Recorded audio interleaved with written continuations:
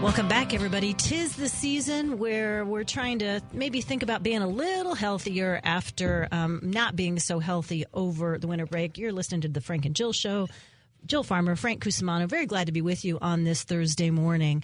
Charles D'Angelo is a true inspiration. He's really an expert in transformation. He's a weight loss coach based in St. Louis, and he spent the last 20 years helping people get lasting results. And he lost, personally, 160 pounds, and he's coached thousands, including celebrities like somebody you heard of, like Angela Bassett, Tom Arnold, who dropped 80 pounds, kept it off for 2 years. He's been endorsed by President Bill Clinton, Tony Robbins, and he's a lot of medical doctors also consult him to reach their goals as well. Charles, thanks so much for being with us. And my first question for you is, what is it that you do that helps people actually begin to make the changes to get healthier and to stay with it and to keep those habits going instead of dropping off, which is what happens to most people? Well, first off, good morning. Thanks for having me. It's my pleasure to be here. I'm glad to be here on the second day of an entirely new year. So many of us start the new year saying, new year, new life. We're going to have a breakthrough. And what I think really makes a difference for anyone who's intimidated by the task of wanting to really transform their life is they have an incredible amount of limiting beliefs about just what's possible. So many of us want the product. We want the outcome. We see the person who's lost 50, 60, 70, 80, 100 pounds, but few of us are willing to undertake the actual process. We want the product without the process. And so what we have to do is we have to create, I think the first step is create a really exciting, compelling vision. Understand what's the result that you're after. We tell ourselves that if we have more money, if we have better health, if we have a relationship, if we're single, that our life's going to get better. But the truth is we're after a feeling. And we can change how we feel right now. We don't have to have those things, and I'm not in any way suggesting you shouldn't go for them. But you have to know what you're after. You have to understand your own psychology. And when people come to me that have 20 to 300, 400 pounds to lose, it's never about the food. So how many of us have tried everything and feel like nothing that we do works? I have doctor after doctor who reach out who obviously have been incredibly educated on good habits, but they find it difficult to follow through on what they know and stay consistent. So the work with me is kind of a multi-layered approach. It's getting really clear on the results a person wants, getting excited again, what's going to get you up early, keep you up late, making those results measurable, specific, and you have to understand it needs to be something that feeds your passion, and then having really strong reasons. Why are you wanting to do this?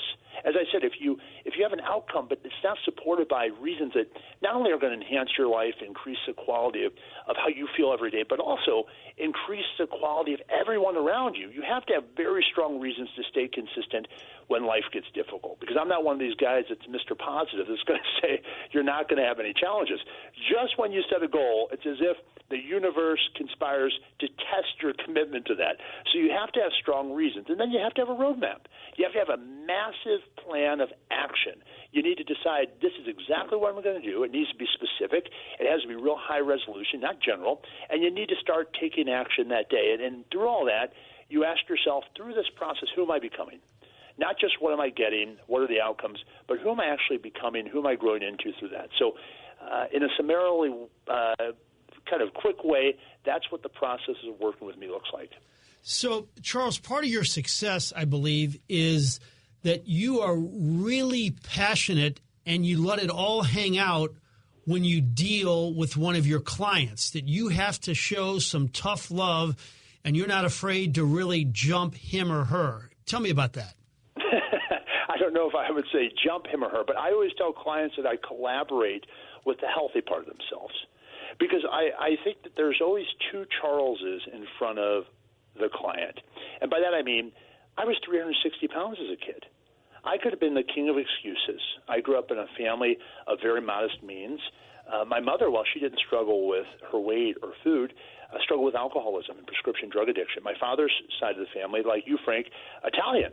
So food had all sorts of emotional meaning. They were poor. And my grandparents neither even graduated high school. My grandfather, in fact, was literally illiterate, not said in a pejorative way. I mean, he could not read. He couldn't even sign his own name. And so they grew up very, very, very impoverished. And so to have a full fridge meant that they were doing okay. So my father had this worldview of, if you have food in the fridge or in the refrigerator, things are good. And so that emotional connection became strong. So when I'm sitting with a client, I can totally empathize with the part of them that has every reason, every story to support staying with what's familiar. But what's so important is to recognize just because something is familiar to us doesn't mean it's good for us. And learning to make that distinction, and then helping the client, helping you to start to look at, is what I'm doing a deposit into my future or withdrawal? It's really about thinking more medium to long term. So many decisions we make every day can be reactive and impulsive. But if we'll step back and, again, start with a vision, the first thing, what's the result I'm after, and then break it down from there. Where do I want year 2025 to end? How do I want it to look? Where do I want to be? What will I have accomplished? How will I feel? What relationships will I have? You can create anything you want if you'll start in the right state of mind and you'll take action. So what I'd encourage you listening to do is don't leave this conversation, hearing this, without committing to something. Whether it's as simple as saying, for the next 7 days, I'm going to get outside, I'm going to walk for 30 minutes, or I'm going to join a gym and go and walk on the treadmill or do the bike for 30 minutes. It's simple actions repeated consistently that lead to success. That's a recipe for success. It's nothing complicated. It's repetitive, good choices. If you want to know the recipe for failure, it's simple. Errors in judgment, not corrected. So if you'll start to make good choices and you'll be honest with yourself, again, remembering each one of us have both a healthy side to ourselves and an unhealthy side. And you don't necessarily need a coach. I mean, I'm here to help. So if someone's listening and wants to reach out, they can go to my website. It's charlesdangelo.com and find me. But you don't necessarily need a coach. Most of us, if we sit down and get quiet and we ask ourselves, what should I do? The answer will come to us. But often we don't want to hear that answer because we feel unsupported, we feel intimidated, and frankly, we feel fear. We feel afraid of the unfamiliar. But I would say you're not going to ever get rid of fear.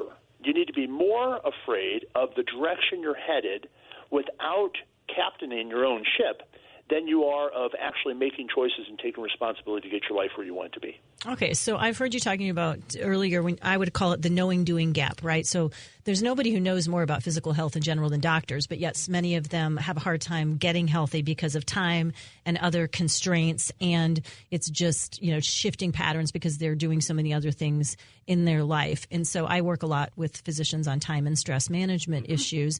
You're working with them on kind of decreasing that knowing-doing gap. If you had to pick one thing that gets people finally motivated when they've been wanting to get healthy or lose weight for years, what would you say is the thing that sometimes is the tipping point for them to really make that change?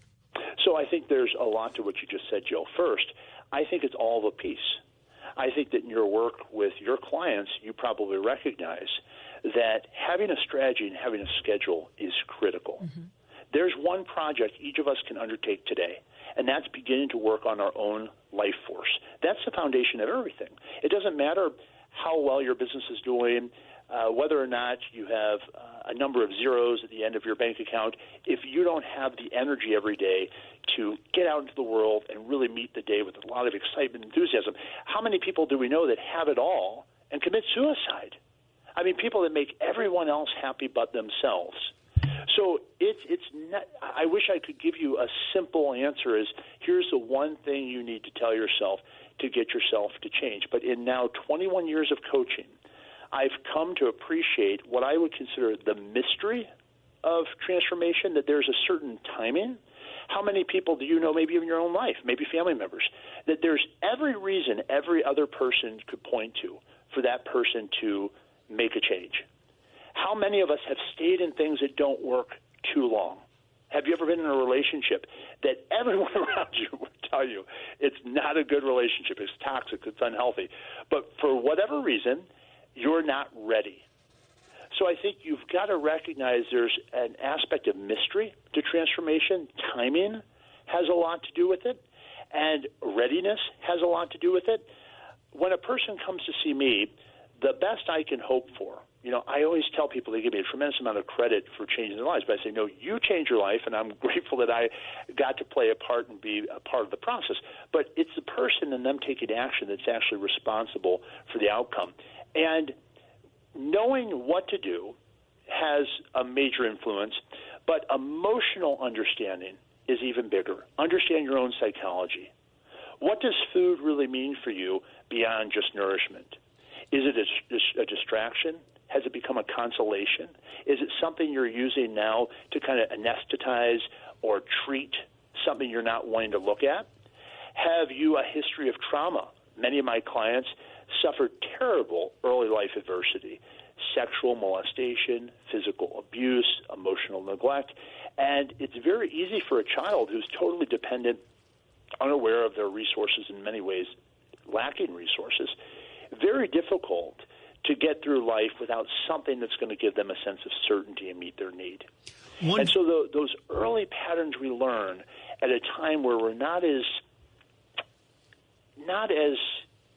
conscious about the impacts of those early life habits on the future, they become almost unconscious. They become things that we kind of get triggered. We don't even think about it. So looking at yourself and your habits and your patterns and asking yourself, where is this taking me? That's the best way to get yourself disturbed. To answer your question, what's the one thing that could get someone motivated is get disturbed with where you are now and the direction you're headed if you don't change. Because the truth is, 3 months, 6 months, 9 months, 12 months from now, you're going to be somewhere. The question is where? And it's easy to know. What's the trajectory of what I've been doing and what's its impact on me now? Have I been getting better or worse? Because what you don't use, you will lose. What you don't nourish, what you don't feed, what you don't take care of, it's going to diminish. It's going to atrophy. And so this isn't about getting to a gym and pumping a bunch of weights. This is about understanding yourself, coming up with a simple strategy of what to do, and then being consistent with it. Now there's a lot out there about pills and all these different weight loss drugs. And those things can be great for a lot of things, like aspirin for a headache. But losing weight and keeping it off isn't one of them, because you have to recognize sacrifice is a part of transformation. When you work with a client, Jill, you, I imagine, would help them define their values. What is it that's most important to them? And then how do their daily actions and their line up with what really matters most? Because so many people think that by making a certain amount of money or having a certain level of health or whatever, that then they're going to be happy. The truth is, you can give yourself permission to be happy now if you'll be grateful for everything that you have and think about all of that as something that gives you a certain obligation, responsibility to become even more. Mm-hmm. We have 1 minute left with Charles D'Angelo on the Frank and Jill Show. Quick question on Ozempic, which is one of the most used words in the United States probably in 2024. It does get results, and I'm wondering, is that hurting your business or is it helping it? Because one of the things you do after you do Ozempic is to make sure you train so it doesn't turn into atrophy. Your take. Yeah, so I don't work out in the gym with any client. That's a terrible misunderstanding that after 21 years I still encounter. All of my work is consultative. So people come to an office, they sit in an office. I'm not a therapist, I'm not a counselor, but it's something you could think about like that. It's coaching. So you're sitting and talking with me, and a person leaves with an action plan. Ironically enough, I have seen a surge in client interest, primarily from medical professionals, in the wake of the release of all these weight loss drugs. So I think that says something significant. I think there's no shortcut to success. I think that no matter what approach you choose to take, if you don't do the deeper work of understanding why you're doing what you're doing and making sure that you are taking back your power, not becoming dependent on anything, not a program, not a person, but actually understanding what's it going to take for you to be able to disconnect from using food emotionally and have the quality of life you want. And what I have found, many people use food, alcohol, drugs, achievement, sex, anything that can be excessive. They use it to fill the void of relationship. They haven't the type of relationship they want with themselves, nor with others. And if we don't have a good enough relationship with ourselves, if we don't have a high standard with how we treat ourselves, we're going to settle for very, very, very little from other people. So we all should raise our standards in terms of how we treat ourselves, and that's what I work with people on doing. Charles, we appreciate it. Thanks so much. Happy New Year. Thank you, sir. It's my pleasure, and if anyone needs me, it's charlesdangelo.com. All right, that's Charles D'Angelo. And before we go to break, a little business to attend to. And if you